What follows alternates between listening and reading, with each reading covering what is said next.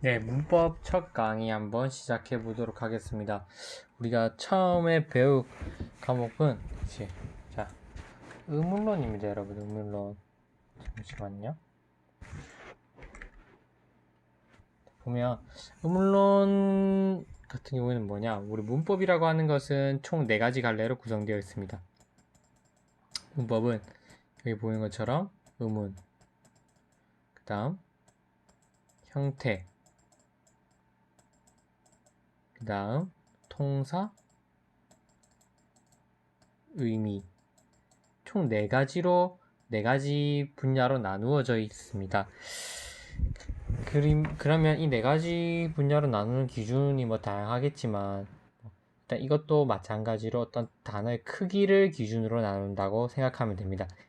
가장 작은 단위, 그 다음 정도 큰 단위, 가장 큰 단위의 요소, 그 다음 마지막으로 이건 별개의 요소. 그래서 아마 이 형태를 다루는 거는 이제 뜻이 있는 단위를 다루는 겁니다. 이 의문은 뜻이 깨지는 거, 그러니까 뜻이 없어도 되는 어떤 단위를 다루는 거. 형태는 의미를 가지기 시작하는 단위를 다루는 것으로 형태소랑 단어까지. 형태, 형태는 단어까지 다루는 거. 통사는 문장 측면을 다루는 겁니다. 알겠죠? 그래서 이게 다시 얘기하면 이게 문장 측면. 이거 얘기하면 이제 아까 얘기했지만 형태소, 단어. 이거는 그보다 더 작은 단위를 나누는 것이다. 의미는 의문의 의미를 다루는 것이다. 이렇게 이해하면 되겠습니다. 자, 그리고 우리가 생각해야 그 다음 배울 건 뭐냐면 의문 중에서도 이제 항상 정의가 중요하다 그랬죠. 그래서 의문의 정의 및 종류, 음절의 정의, 자음의 정의, 모음의 정의, 반모음, 이중모음을 배우고 그 다음으로 중요한 건 의문 변동이 솔직히 제일 중요하죠. 시험에 많이 나오죠, 모의고사에. 그래서 결국 이것들을 배우는 이유는 뭐냐면 여기 있는 의문 변동을 보다 효과적으로 여러분들한테 설명하기 위해서 배우는 거죠. 마치 수학을 배울 때 어떤 방정식에 대한 기본 개념을 숙지해야만 그 적용학습으로 문제를 풀 수 있는 것처럼 마찬가지로 교체현상, 탈락현상, 첨가현상, 축약현상이라는 우문 변동 현상을 이해하기 위해서는 이러한 정의들에 대해서 우리가 반드시 숙지를 하고 넘어가야 된다. 그 정도로 이해하고 수업 들어가도록 하겠습니다. 자, 여기 보면 의문, 우리가 첫 번째로 배울 것은 의문의 정의입니다. 의문은 무엇이냐? 단어의 뜻을 구분해주는 최소의 단위이다. 여기서 핵심은 이거죠. 다른 것도 아닌 단어의 뜻을 구별해주는 것이 핵심이고 그 중에서도 최소의 단위이다. 무슨 말이냐면 이 구름과 주름을 한번 예시로 선생님 설명해 볼게요. 이 구름과 주름은 여러분 단어의 의미가 같나요? 다르나요? 다르죠. 일단 단어인 건 확실하죠. 단어의 정의는 또 단어에서 배우겠습니다. 가서. 단어는 맞죠. 여러분들 일반적으로 아는 구름과 주름. 구름은 하늘에 떠 있는 거고 주름은 우리 얼굴에 있는 거죠. 맞죠? 근데 이 두 개의 단어의 뜻은 다릅니다. 맞죠? 이 뜻이 달라진 이유가 뭘까 한번 생각해 봅시다. 이 구름과 주름이 달라진 이유는 발음, 즉 발음이 다르기 때문에 뜻이 달라진 거겠죠. 맞죠? 그러니까 이 두 단어의 뜻을 다르게 만드는 요소. 그 중에서 가장 작은 요소가 뭔지 찾아보니까 기읍과 지읒이라는 거죠. 이 기읍, 지읒 빼고는 다 똑같잖아요. 맞죠? 우, 름 다 똑같은데 이 기읍이랑 지읒만 달라서 이 두 개의 단어 자체가 뜻이 달라진 겁니다. 그래서 이 의문은 단어의 뜻을 구별해주는 최소의 단위고 여러분들이 잘 아는 것처럼 이런 기읍과 지읒은 우리가 나중에 자음이라고 하는 것으로 배우게 됩니다. 이해되죠? 쉽죠? 자, 그럼 이것도 다시 보면 그런데 이렇게 구름이랑 주름이라는 단어의 쌍, 이 두 가지가 쌍을 이루고 있는 거잖아요. 맞죠? 이거 두 개 자체가 하나가 달라져서 달라지는 단어 자체의 쌍이 되는데 이거를 뭐라 그러냐면 바로 최소 대립쌍이라고 한다. 그래서 어떤 소리, 이 기역이나 지읒이라고 하는 이 어떤 소리가 의문인지 아닌지 알기 위해서는 최소 대립쌍을 찾아보면 된다. 소리 하나만 달라져서 단어 뜻이 바뀌냐? 그러면 그거는 의문이 될 수 있다는 거죠. 그래서 최소 대립쌍의 정의는 뭐냐? 하나의 말소리만 달라서 그 의미가 구분되는 단어의 쌍이니까 이거 전체를 최소 대립상이라고 그러는 거죠. 최소 대립상이 성립하게 하는 말소리들은 모두 별개의 의문에 속한다. 이 최소 대립상이 성립하도록 하는 이 말소리들, 이 기읍과 여기 있는 기읍과 지읒에 의해서 최소 대립상이 성립하는 거죠. 다시 지우고 보면 기읍과 지읒에 의해서 최소 대립상이 성립하니까 그것은 의문에 속한다는, 결국 의문이 된다, 이렇게 해석할 수 있습니다. 이해되죠? 여기서 기읍까지, 여기서 한번 찾아볼까요, 여러분? 쉽죠? 뭐는 다 똑같은데 하나만 다르죠. 그거 한번 찾아보세요. 뭐가 다릅니까? 그렇죠, 잘 찾았습니다. 오와 아가 다르죠. 이걸 해석해보면 오, 아 때문에 다른 건 다 똑같은데 노래랑 나래라는 단어의 뜻이 달라진 겁니다. 맞죠, 여러분? 노래, 나래. 그래서 이것은 바로 단어의 뜻을 구별해 줄 수 있는 최소의 단위가 된다. 이 오랑 아는 충분히 가능하다는 거죠. 이해되죠? 쉽죠, 여러분? 그 다음 또 한번 볼까요? 노래, 나래. 그 다음은 북과 불을 한번 봅시다. 북과 불. 북과 불은 뭐랑 뭐랑 같은데 뭐가 다른가요? 그렇죠, 여러분. 받침, 기역, 리을만 다르고 나머지는 다 똑같죠. 근데 단어의 뜻이 달라졌죠. 맞죠? 북은 치는 거고 불은 피우는 거잖아요. 맞죠? 이렇게 여기는 첫 번째 뭔가 처음이 이제 다르고, 여기는 뭔가 가운데 부분이 다르고, 여기는 끝에 부분이 다른 거죠. 어쨌든 중요한 거는 하나 빼고 다 같고, 어쨌든 그 가장 작은 단위가 달라져서 단어의 뜻이 구별된다는 거. 이해되죠?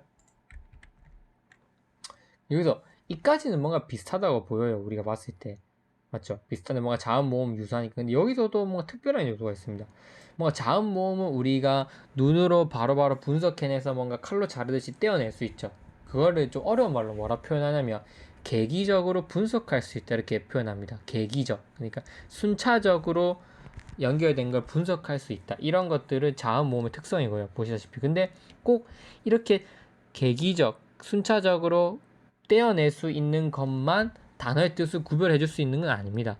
예를 들어 소리의 길이에 따라서도 충분히 단어의 뜻이 달라질 수 있죠. 우리나라에서는. 예를 들어 보면 밤을 한번 봅시다. 밤 같은 경우에는 소리를 길게 발음할 수도 있고 짧게 발음할 수도 있죠. 자, 저녁 다음에 오는 밤. 밤이 왔다. 벌써 밤이네? 이렇게 해야지. 벌써 밤이네? 이렇게 길게 발음하는 사람 없죠. 근데 먹는 밤 같은 경우에는 이 밤 진짜 맛있다. 이 밤 진짜 맛있다, 이렇게 표현하죠. 근데 젊은 사람들은 구별을 잘 안 하죠. 요즘 현대로 오면 올수록 이 장음이 깨지고 있는 건 맞습니다. 하지만 충분히 이전 옛날 사람들은 이걸 충분히 구분해내고 그렇게 구별해서 사용하고 있습니다. 그래서 결국 장음이냐 단음이냐, 즉 소리의 길이에 따라서 그 단어의 뜻이 충분히 구분될 수 있다는 거죠. 구별될 수 있다는 거죠. 이해되죠? 그래서 이렇게 소리의 길이도 핵심이 뭐냐? 소리의 길이. 소리의 길이도 뭐가 되냐면 바로 단어의 뜻을 구별해 줄 수 있다는 거죠. 소리의 길이는 근데 계기적으로 딱 뗄 수 없잖아요. 뭔가 그 상대적이잖아요. 절대적인 게 아니에요. 그래서 이렇게 뭔가 특성이 나눠져 있습니다. 이해되죠?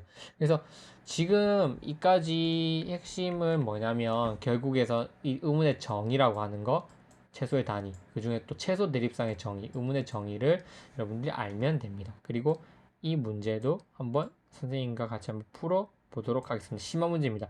그래서 이러한 요소들이 최소 대립상을 이을 수 있냐 없냐, 그러한 것들에 대해서 한번 살펴볼 필요가 있습니다. 이해되죠, 여러분?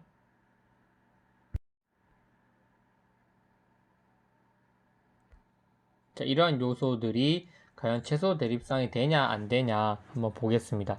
먼저 제일 밑에부터 하겠습니다. 소리와 오리 과연 최소 대립상일까 아닐까 한번 살펴보면,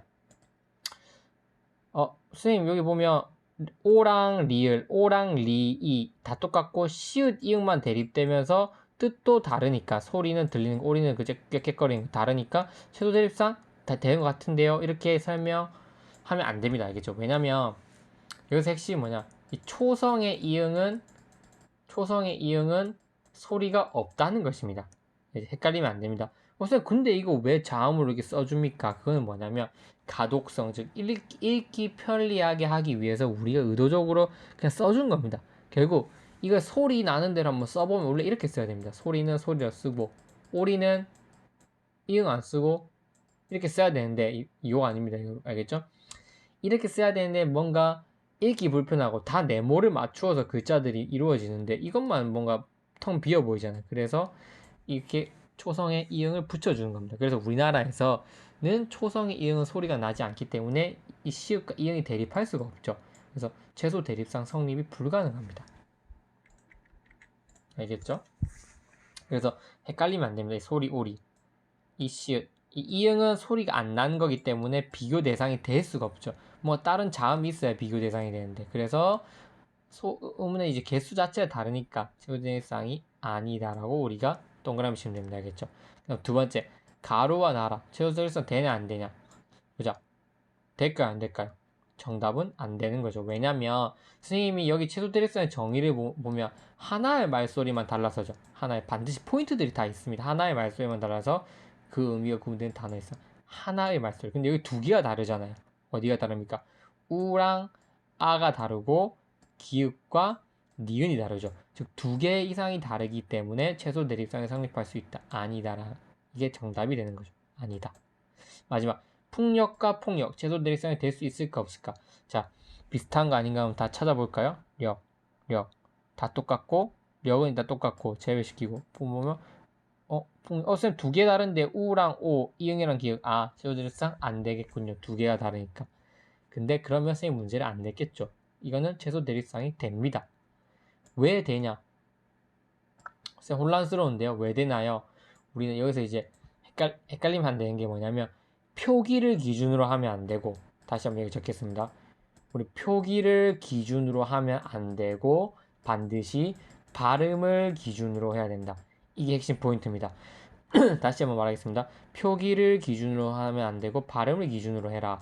그래서 이것들의 표기를 다시 발음으로 한번 바꿔서 표기해 본 다음에 비교를 해볼 필요가 있습니다. 보면 풍력은 어떻게 되냐? 풍은 그대로 풍이 되겠죠. 풍 발음을 하면. 근데 력은 뭘로 바뀌냐면 풍력이 됩니다. 풍력. 쌤 자연스럽게 한번 발음해보세요. 풍력. 리을이 니을로 바뀌어요. 왜 바뀌는지는 음운 변동 파트에서 구체적으로 설명하겠습니다. 중요한 거는 바뀐다는 거. 폭력 어떻게 바뀝니까? 폭력입니까? 자연스럽게 발음해보세요. 자연스럽게 떼지 말고. 그러면 어떻게 되냐? 폭이 아니라 퐁이 되죠. 폭력이 되는 거죠. 폭력. 그래서 역은 똑같죠. 여기만 뭐가 다릅니까? 우랑 오만 다르죠. 그래서 이 풍력과 폭력은 충분히 최소 대립상이 될 수 있는데 중요한 건 최소 대립상의 단어는 풍력과 폭력이 가능하고 어떠한 말소리가 달라서 그렇게 되냐? 그렇게 하면 우와 오가 달라서 단어의 뜻이 구분되고 있습니다. 이렇게 설명해 주면 됩니다. 알겠죠? 이 부분 반드시 헷갈리지 말았으면 좋겠습니다.